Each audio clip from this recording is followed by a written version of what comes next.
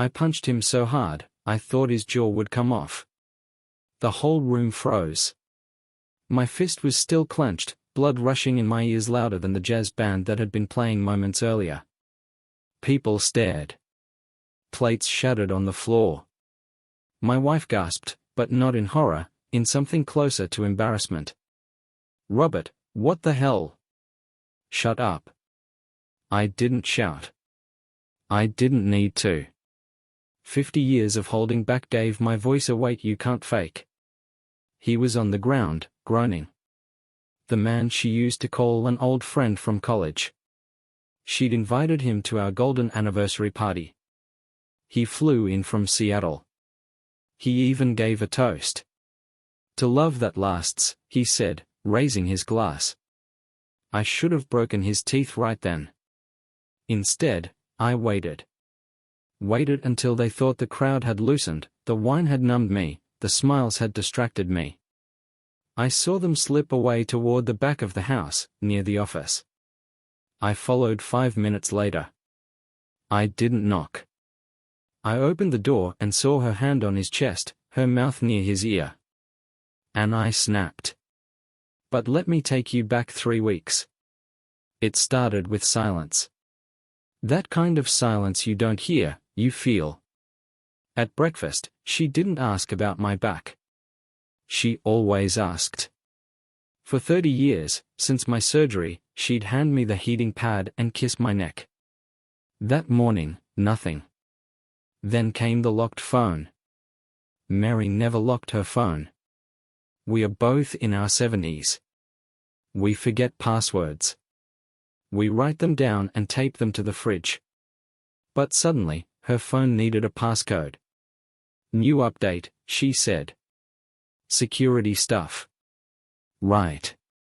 Next, it was the perfume. Not hers, his. I know that smell. Not cologne. Aftershave. The cheap kind they give out in hotel bathrooms. I smelled it on her jacket when she came home from bridge night. I didn't accuse her. I've never been that kind of man. I listened. I observed. And I prepared. The next morning, while she was walking the dog, I copied her phone back up onto my computer. She didn't know I'd kept up with technology. I might be old, but I'm not dead. Took me 10 minutes to extract the messages. Another hour to organize them. I spent the whole day reading. They'd been talking for almost a year. It started light, "Good to hear from you. You haven't aged a bit?" Then, "I miss how you used to touch me." Then, "Robert never looks at me like that anymore." And finally, "I can't wait to be alone with you again." I printed every message. I built a timeline. I called my lawyer. Because I wasn't going to yell. I wasn't going to throw things. I wasn't going to cry. I was going to end 50 years of lies with precision. But first, I needed to see it. Not just the texts. I needed to see her with him. In person. That's why I didn't say a word when she suggested inviting him to the party. "Wouldn't it be lovely?" she said. "He's divorced now, poor thing." I smiled. I agreed. I even offered to fly him in myself. I watched them all night. She laughed louder at his jokes. She poured his wine before mine. She adjusted her necklace every time he looked at her. All the old signs came back, signs I had learned to ignore decades ago. So when I opened that door and saw her pressed against him in the office we remodeled together, under the framed photo of our wedding day, I didn't say a word. I hit him. Hard. Once. And then I looked at her. "You're going to regret this," I said. And I walked out, while the party fell apart behind me. The next morning, I woke up in my truck, parked a few blocks from our house. I hadn't planned to sleep there, but after walking out of the party, I just drove. No destination. Just miles of silence. I didn't cry. I didn't scream. I just gripped the wheel, knuckles white, watching the headlights carve through the night. I made coffee on a little camping stove I keep in the back. Burnt my tongue on the first sip. I was 73, and I just walked away from the woman I'd shared 50 years with. But I felt more awake than I had in decades. At 7:12 a.m., I turned on my phone. 14 missed calls. 9 from her. 1 from each of our 2 kids. 2 from unknown numbers, probably mutual friends. I didn't listen to any voicemails. I just stared at her name on the screen. Mary. No heart emoji, no nickname. Just Mary. I texted her one word, a lawyer. I drove home 2 hours later. The house was quiet. Decorations still hung like ghosts in the early light. Champagne glasses stood half full, forgotten. One of the gold balloons had deflated and dangled near the kitchen floor like a dying star. She was sitting at the kitchen table. Her hair was a mess. No makeup.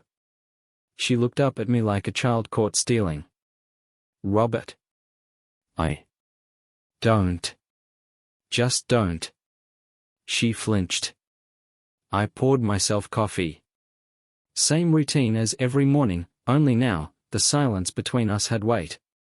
I never meant for it to go that far, she said. I laughed. You don't trip and fall into someone's arms, Mary. That's not how this works. She cried. I didn't comfort her. I sat across from her, sipping coffee like we were strangers in an airport cafe. I thought you stopped caring, she whispered. I was busy carrying this family while you were reliving your college fantasies. Then I took out the folder. Black leather. Every message, every photo, every timeline, printed and organized. I slid it across the table to her. Read it. All of it. That's your legacy. I don't know what to say, she whispered. You don't have to say anything. We're done. I already contacted Tom. You divorcing me? I'm annihilating you. Then I placed a box on the table, a flash drive, a burner phone, and a list of names. That's for your friend, I said. He'll need it. What is that? Insurance. You'll see. That night, I lay in bed in a hotel room, listening to an old voicemail of hers, her laughter, her voice, her fake warmth. Then I deleted it. Phase 1 was complete. She was exposed. Phase 2, destroy everything she had left. I didn't sleep much that first night in the hotel. The walls were thin, and I could hear the couple next door arguing about groceries at 2 in the morning. But it wasn't the noise that kept me awake. It was the thought of how long she'd been playing me for a fool. 50 years. 5 decades. Half a century of I love you, until death do us part, and every other lie she spoon-fed me over dinners I cooked and houses I built. I thought about every anniversary card, every fake smile, every time she said, I'm just tired, and turned away from me in bed. And now I knew why. It wasn't just about the affair. It was the insult. The cowardice. She could have left. She could have told me. But no, she wanted the life I gave her and the thrill someone else gave her. She wanted both. She always had. At 4:15 a.m., I got out of bed and opened my laptop. I wasn't going to waste another hour on self-pity. It was time to start destroying her carefully constructed image. And I knew exactly where to begin. I emailed Tom, my lawyer, and asked him to start filing the divorce. I attached the folder of messages and photos. I wasn't asking for advice, I was giving orders. Tom had seen me angry before, but never like this. Next, I opened a shared account we had with our children. We used it for college savings years ago, and never really closed it. I emptied it. Every cent moved it to a new private account. Legal? Maybe. Ethical? I didn't care. I was done playing fair. By sunrise, I had a new phone number, new email, new mailing address. I didn't want her or her snake of a lover finding me unless I let them. At 8 a.m., I drove to a coffee shop we used to visit.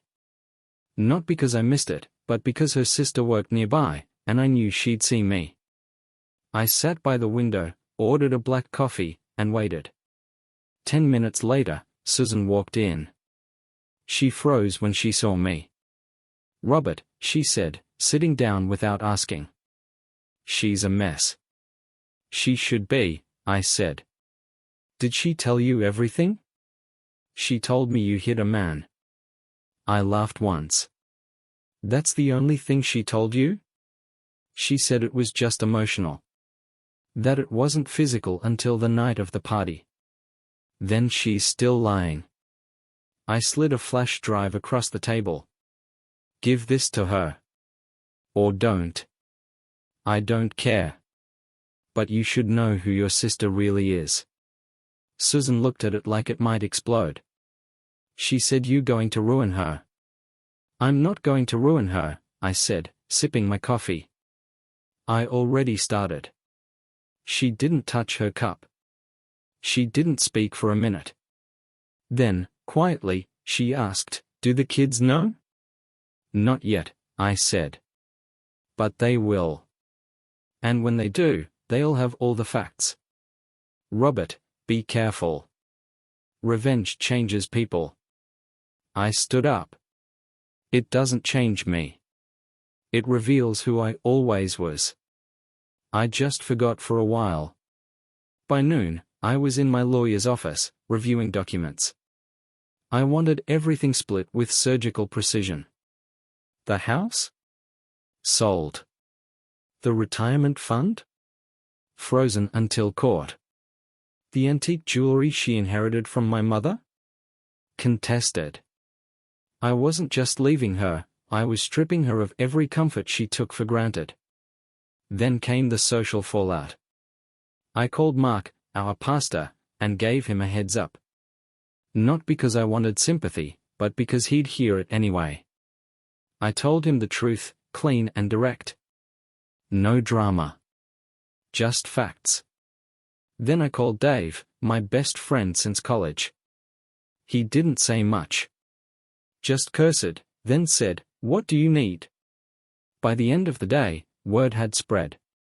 She called me 3 times. I didn't pick up. At dinner, I sat in a quiet corner of a small steakhouse, sipping bourbon. Alone. Not lonely, there's a difference. For the first time in years, I didn't have to pretend. I didn't have to smile when I didn't want to. I didn't have to share space with someone who looked at me and saw nothing. The waitress brought the check. As I signed it, I glanced at the news on my phone. Stock markets, weather, sports. Everything felt meaningless. Except the plan. This wasn't the end. It was the beginning. I had destroyed the foundation. Next, I'd bring down the walls. 3 days passed. I didn't go home. I didn't answer her calls. I didn't speak to our kids. I lived in silence, wrapped in planning. Every move I made was intentional. Cold. Controlled. The war had started, and I was already winning. On the morning of the 4th day, I drove to my storage unit just outside of town. Unit 116. It wasn't just a place to keep old tools. It was where I stored everything she thought I'd thrown away: love letters from our early years, insurance papers, audio tapes, and a fireproof safe with a backup of every major document she signed under our shared name. She never knew about any of it. She never asked. I pulled out a box labeled 2012 Estate Records. Inside were a set of signatures from her side of the family. Wills. Transfers. And one document she'd forgotten existed, An agreement she signed when her mother passed away, giving me executor control of a property in Arizona. It had slipped past her, just paperwork at the time. But now, that property was worth close to $300,000. She didn't know I still controlled it. I made a call to a realtor I trusted. I want it sold. Quietly. No names? No names. From there, I moved to phase 3, illegal sabotage. I had Tom begin proceedings to challenge the legitimacy of our joint assets based on her moral misconduct. I knew it wouldn't hold up completely in court, but it was enough to delay things, slow her access to money, lock accounts temporarily. It wasn't about justice. It was about pressure. She'd start to feel the walls closing in. By day 6, the calls from her stopped. No more texts either. Just silence. Then came the letter. It was left at the front desk of my hotel. A simple envelope, handwritten. No return address. I took it to my room, sat on the bed, and stared at it for 5 minutes before opening. Robert, it began. I don't recognize you anymore. I see what you're doing and I know I deserve it. I don't ask you to forgive me. I just want to understand who you've become. I put the letter down halfway through. Who I'd become? No. This was always me. She just never saw it. I folded the paper, slid it into my duffel bag, and moved on. That night, I met with an old friend from the Navy.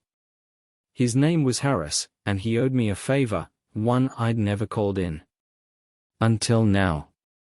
You remember that guy she's seen? I said. Harris nodded. The teacher? Right. He still teaches? Still at Franklin High? Yeah. Why? I pulled a small folder from my coat. I want you to look into him. His finances. His conduct. Anything suspicious. Anything that could bury him. Harris didn't ask why. He just nodded again and tucked the folder into his own jacket. By the end of the week, I had a full report. Turns out Mr. Perfect had a little habit of texting students after hours. Nothing explicit. Nothing criminal. But enough for concern. Enough for a scandal. I didn't send it to the school board. Not yet. I printed it. Bound it. And mailed it to his ex-wife.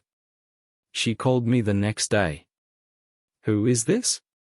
Someone who thought you deserved to know. You know what this means, right? I do. Click. I didn't smile. I didn't celebrate. This wasn't a game. This was chess. And I had just placed him in check. Later that night, I walked to the rooftop of the hotel. The city stretched out below me. Lights blinking like signals in the dark. I lit a cigar, one I'd been saving for something special. Not a birthday. Not a promotion. Revenge. I took a long drag and exhaled slowly. The end was coming. And it would be sharp, silent, and final. It was a Tuesday when the storm finally broke. I was in the hotel lobby, drinking my second black coffee, when I saw it, a breaking news alert on my phone.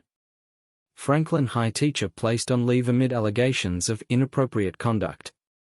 There was no name in the headline, but I didn't need one. I tapped the link. There it was, his photo. A quote from the school board. Pending further investigation? I didn't read the rest. He was finished. But this wasn't about him. Not really. It was about her. I knew she'd see the news. Knew she'd call. And she did, 20 minutes later. I let it ring. Voicemail. Then came the text, "You did this. He's lost everything." I replied with one word, "good." Later that afternoon, I walked to the park. Not for peace, I wasn't looking for serenity. I was there because it overlooked our old neighborhood. The one where we'd raised our kids. Built a life. Shared birthdays and holidays and arguments and laughter. From the hill, I could see our old backyard. The porch I rebuilt with my own hands after a storm ripped it off in '97. The oak tree where we hung tire swings. The shed she'd begged me to turn into a garden room, which she never used. A part of me felt nothing. Another part felt like I'd buried that man who used to live there. I got a call from our son that evening. First one since the party. "Dad," he said. "What's going on?" I stayed quiet. "Mom's crying all the time. She won't leave the house. Then she's finally feeling what she gave me. She says you're trying to ruin her." "I'm not trying. I'm succeeding." Silence. "Then, is she cheated on you?" "Yes." "With who?" "You wouldn't believe me. Try me." "Your old teacher. From high school. I heard the air leave his lungs." "Mr. Garrison?" "Yep." "Oh my God." "Yeah." Another pause. "Why didn't you tell us?" "Because you needed to see her as a mother first. Now you're old enough to see her as a woman." He didn't say anything for a long time. Then, softly, "Do you hate her?" I looked at the floor of my hotel room. Carpeted. Beige. The kind of forgettable floor that doesn't remember footsteps. "I don't hate her," I said. "I respect her less than I respect the gum on my shoe." "But hate?" "No. Hate means I still care." I stopped caring when I realized she never did. After that, we didn't talk much. But the silence wasn't angry, just tired. Later that night, I began writing. Not messages. Not legal memos. Letters.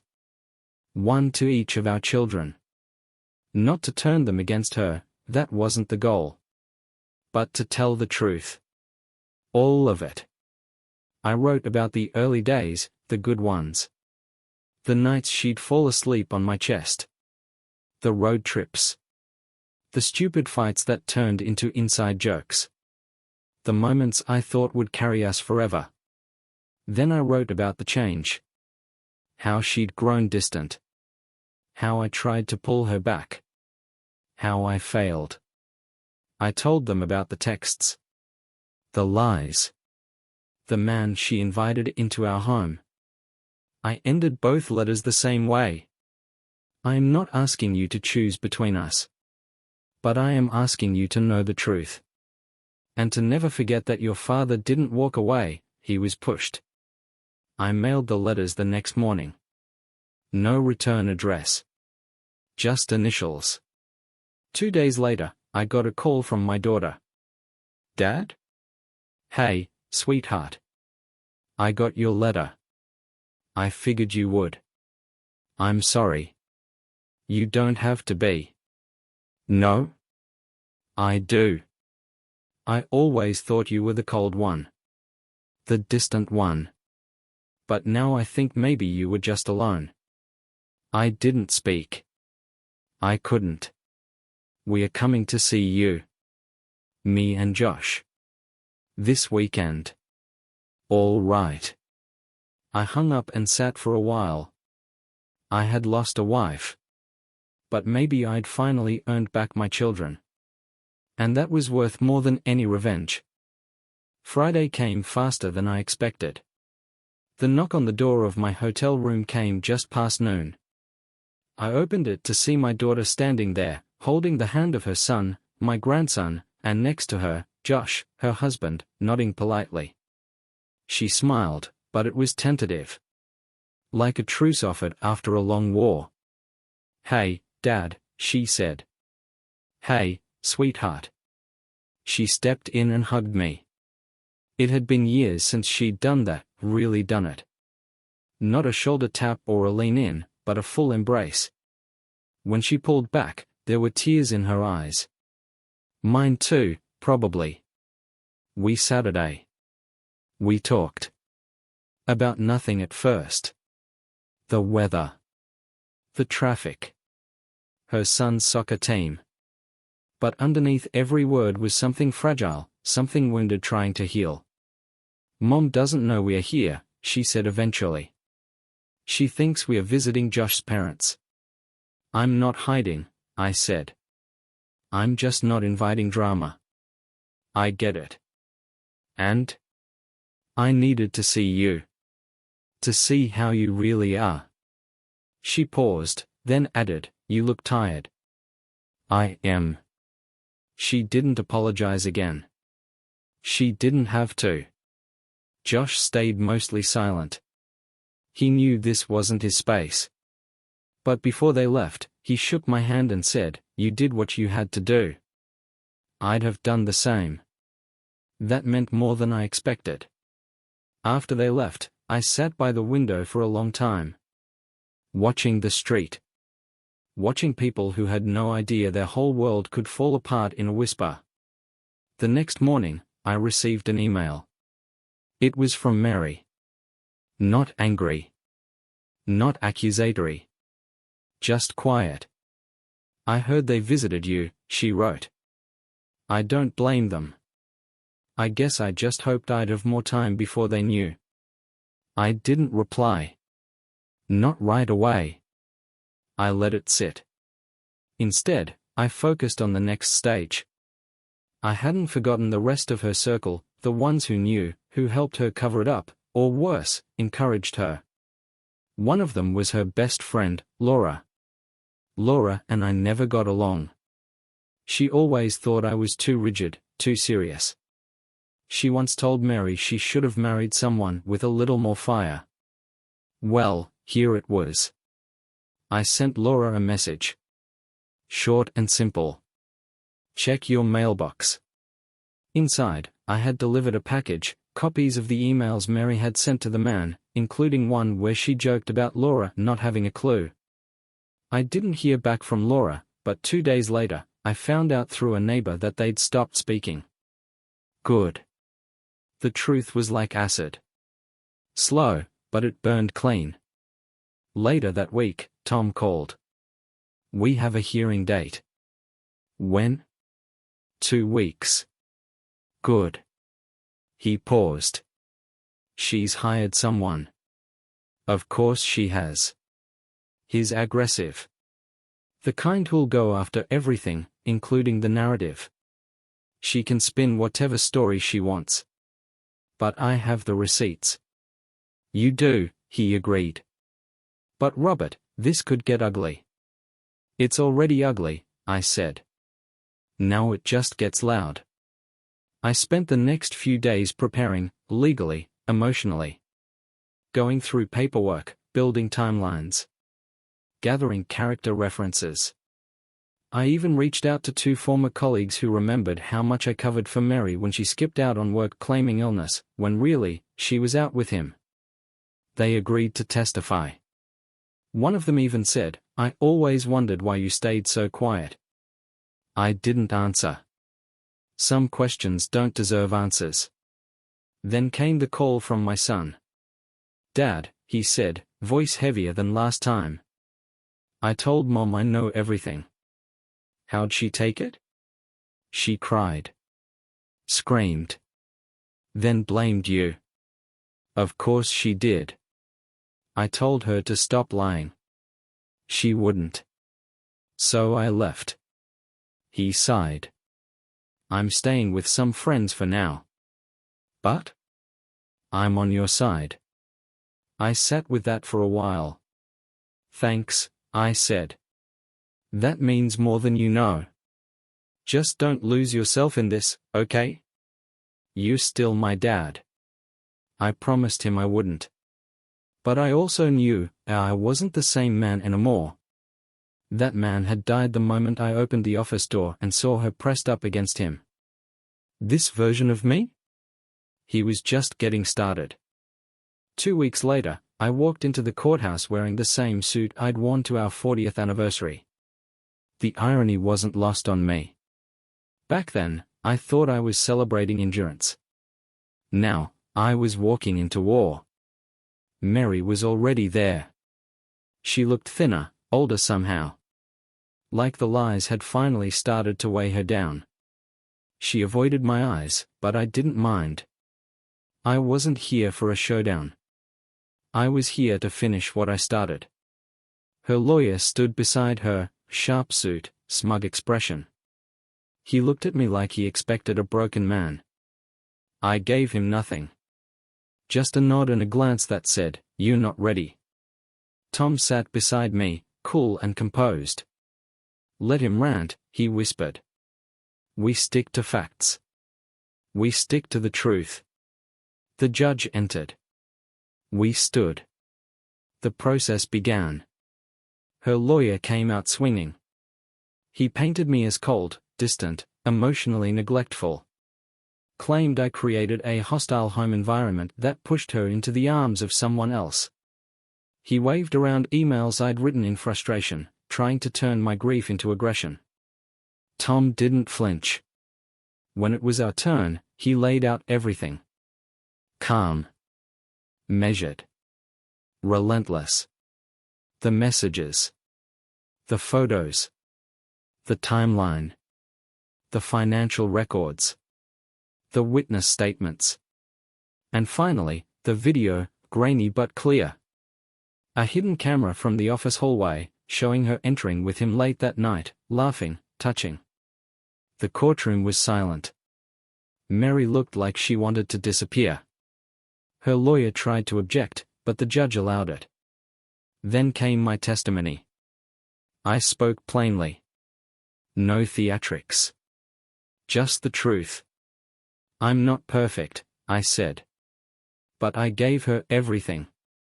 I carried the weight. I covered her debts. I raised our kids while she chased old fantasies. And for 50 years, I never once raised my voice. Not until the night I saw her with him. The judge nodded slowly. Took notes. Then recessed for the day. Outside the courthouse, Tom turned to me. "That went well." "She's not done," I said. "No. But she's bleeding." That night, I went back to my room and stared at the ceiling. I thought I'd feel satisfied. But all I felt was empty. Until the email came. It was from someone I didn't recognize.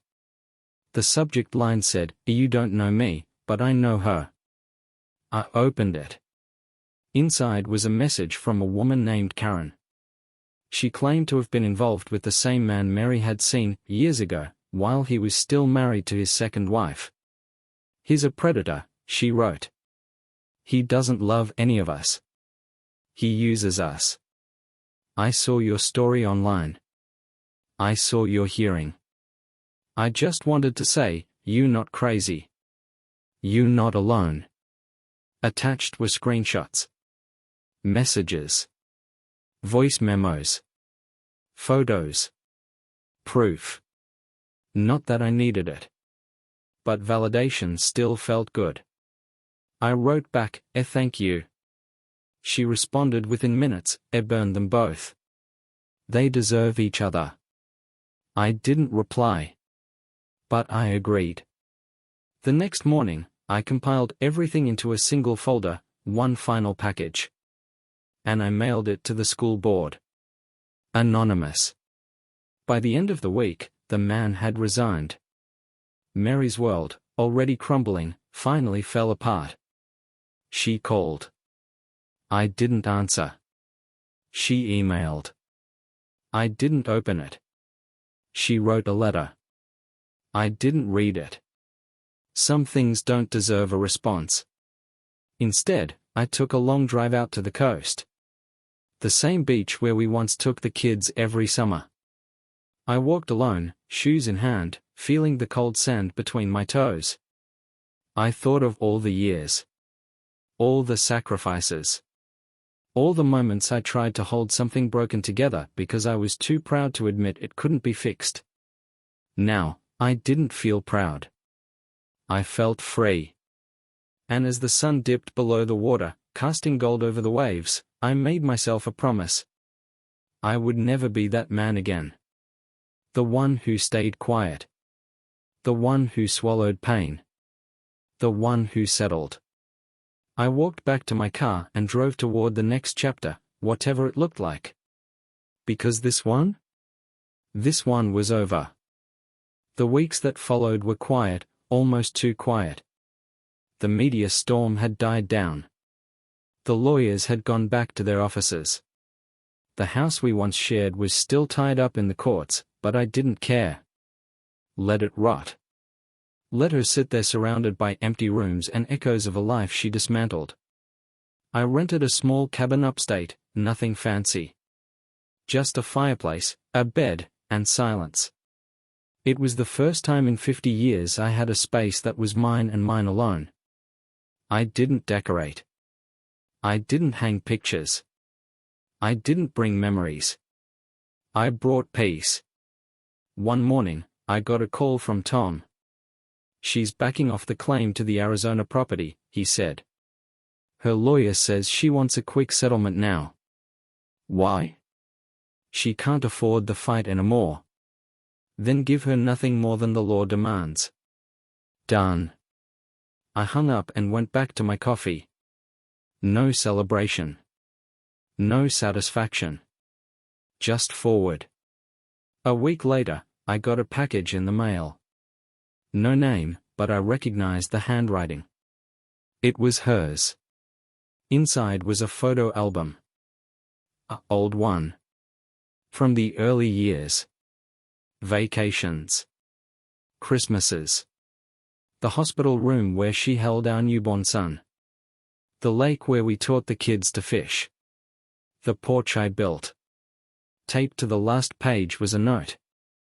"I don't want to rewrite history. I just wanted you to remember that once, it was real. At least for me. I'm sorry I destroyed it." I stared at the note for a long time. Then I tore it in half. Not out of rage, but because it was no longer mine to carry. That night, I burned the note in the fireplace. I kept the album. Some ghosts are worth keeping. The next morning, I drove into town. Walked into a little diner and ordered breakfast. The waitress asked if I wanted the regular. I told her it was my first time. She smiled like she didn't believe me. But she wrote it down anyway. I ate in silence, watching people move through their lives. A man kissed his wife on the forehead. A kid spilled orange juice. A couple laughed at something only they could understand. The world kept spinning. And I kept breathing. After breakfast, I walked down to the pier. Sat on a bench and let the cold wind slap my face. I thought of the hearing. The betrayal. The silence. The revenge. And I realized something. None of it made me feel strong. What made me strong was walking away and not turning back. That's when I saw her. Not Mary. Someone else. She was standing at the end of the pier, hair blowing in the wind, a paperback in her hand. She wasn't young, but she had that calm kind of beauty that doesn't ask for attention. Just earns it. She looked over, caught me staring, and smiled. I nodded. She went back to her book. That was it. No movie moment. No violins. Just a pause. A recognition. And maybe, a beginning. I walked back to the cabin and sat by the fire. For the first time in months, I didn't think about her. Not Mary. The other one. I didn't even know her name. And that was okay. Because some chapters don't need an ending. They just need a new page. I poured myself a drink. To peace. To silence. To starting over. The next morning, I went back to the pier. Same bench. Same chill in the wind. But she wasn't there. The woman with the book, gone, just like the moment that passed between us. And that was fine. I wasn't looking for her. I wasn't even sure what I was looking for. I just knew I needed to be still. To listen to the quiet. A seagull landed near my feet, stared at me like it knew something I didn't. I tossed it a piece of my bagel and leaned back. I stayed like that for an hour. Then I got up and walked into town, past the diner, past the grocery store, to the little community library. I hadn't stepped into a library in years. But something pulled me in. The smell of old books hit me like a memory. The librarian looked up. Late 50s, glasses on the tip of her nose. She smiled politely. First time, she asked. In a long time. What are you looking for? Not sure. Maybe something about starting over. She thought for a second. Then she handed me a worn copy of Man's Search for Meaning by Viktor Frankl. This helped me, she said. I took it, nodded, and found a corner to read. Hours passed. I didn't even notice. That night, back at the cabin, I made a decision. I wasn't going to wait for life to happen anymore. I'd spent enough time watching everything crumble. It was time to build again, slowly, on my own terms. The next morning, I made a list. It wasn't ambitious. It wasn't even long. But it was mine. Walk every morning. Read one book per week. Learn to cook something I've never made before. Write a letter to someone I miss. Make peace with one memory. That last one? That was the hard part. Because there was one memory I had avoided. It wasn't about Mary. It wasn't about the affair. It was about my father. He'd left when I was 12. Packed a bag, said nothing, and walked out. I spent years thinking I wasn't enough. That I'd failed some secret test of manhood. I never forgave him. But maybe I didn't need to. Maybe I just needed to understand him. I pulled out an old photo, the only one I kept. Him and me fishing. I was 6. He was laughing. I couldn't remember what at. But it was the only time I ever saw joy on his face. I wrote him a letter. Not to send. Just to say the words. I don't know why you left. I don't know if you were running or lost. But I'm still here. I'm still standing. And I forgive you. Not because you deserve it, but because I do. I burned the letter in the fireplace. That night, I slept better than I had in years. A week passed. Then 2. I kept my list. Every day, I walked the trails behind the cabin. I read books. I cooked a gumbo recipe that nearly burned down the kitchen. I wrote letters to old friends, even mailed a few. Some replied. Some didn't. That was okay. Then one afternoon, as I came back from the lake, I saw her again. The woman from the pier. She was walking out of the bookstore, holding 2 bags and a paper cup of coffee. I almost didn't say anything. Almost. But I did. Hey, I said. She looked up. Same calm eyes. Same quiet smile. Hello again. I missed you last time, I said. I come and go. Me too. She didn't rush off. She didn't invite me to anything. But she stood there like maybe, just maybe, she was open to the next sentence. I'm Robert, I said. Ellen. We shook hands. No sparks. No lightning.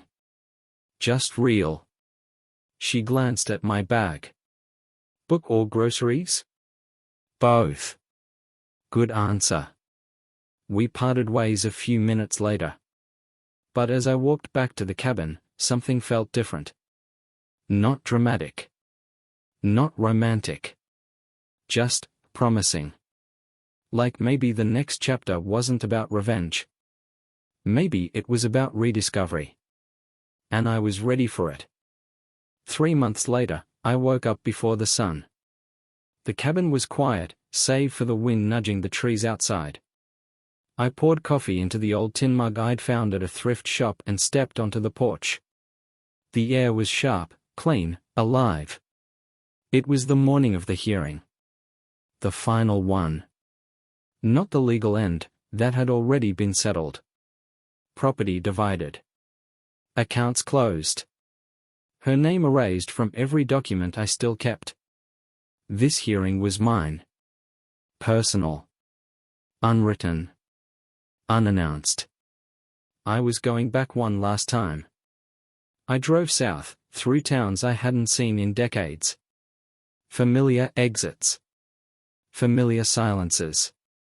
The roads hadn't changed, just the man behind the wheel. I arrived just before noon. The old house stood there, empty now. Court-ordered sale pending. Dead grass. Windows like blank eyes. I parked across the street.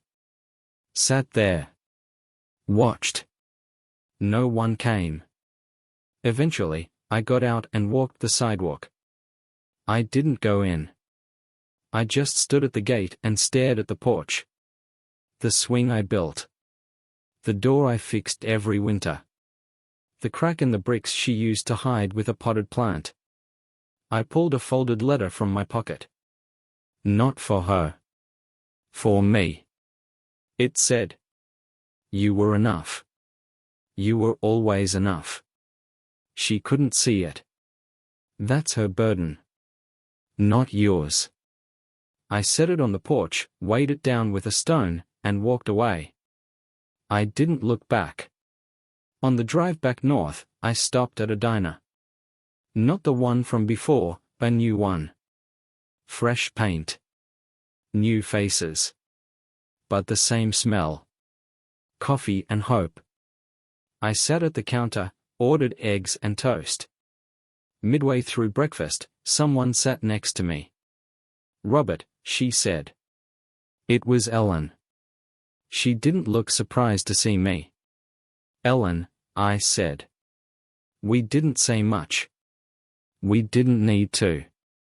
There's a kind of comfort that doesn't need filling. After breakfast, we walked a few blocks together. She told me about a local book club. Asked if I liked Steinbeck. I said I did. She smiled. "Then you'll fit in." 2 days later, I went. Small group. Good people. No questions. No pity. Just pages and laughter. That night, Ellen and I sat on a bench under the stars, passing a thermos of tea back and forth. We didn't talk about the past. We didn't talk about pain. We talked about music. About dogs. About the smell of rain on dry leaves. It was the first time in years I forgot to guard myself. Weeks passed. We saw each other often. Never rushed. Never forced. One morning, she came to the cabin with a loaf of bread she'd baked herself. "No occasion," she said. I opened the door. "Then it's a good occasion." She smiled, stepped inside. And just like that, the silence wasn't empty anymore. It was full. Of healing. Of possibility.